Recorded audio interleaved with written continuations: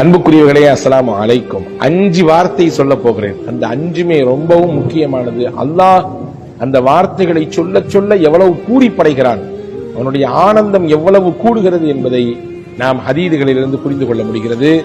சொல்ல போனால் இந்த வார்த்தைகள் கூட நம்முடைய நிலையை மாற்றி அல்லாஹுவின் நெருக்கத்தை பெற்று நாளை மறுமையிலே உயர்ந்த சொர்க்கம் கிடைப்பதற்கு இதுவே கூட காரணமாக ஆகிவிடலாம். ரசூலுல்லாஹி ஸல்லல்லாஹு அலைஹி வஸல்லம் சொன்னார்கள், லா இலாஹ இல்லல்லாஹு, லா இலாஹ இல்லல்லாஹு வல்லாஹு அக்பர். இந்த வார்த்தையை சொன்னவன அல்லாஹ் சொல்றானா, சதகா அப்தி, என்னுடைய அடியான் உண்மை சொல்லிவிட்டான், ஆமாம் எனக்கு இணை யாரும் இல்லை உலகத்திலே, நானே பெரியவன் என்று அல்லாஹ் சொல்றான்.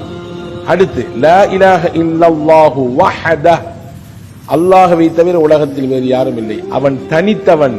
இந்த வார்த்தையை சொன்ன உடனே அல்லாஹ் மறுபடியும் சந்தோஷப்படுறான், ஆமா என் அடியான் உண்மையே சொல்றானே, மிகச்சரியானதை சொல்றானே அப்படின்னு.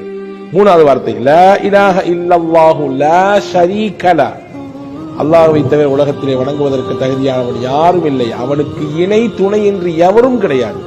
இதை சொன்ன உடனே அல்லாஹ்விற்கு மகிழ்ச்சியானா, சந்தோஷமானா, சந்தோஷம். அப்படி என் அடியா எந்த அளவுக்கு என்னை உள்வாங்கி வச்சிருக்கான், என்னை எந்த அளவுக்கு அவன் புரிஞ்சு வச்சிருக்கான், உண்மையிலே எனக்கு இணையோ துணையோ யாருமே கிடையாது என்று அல்லாஹ் சொல்றான்.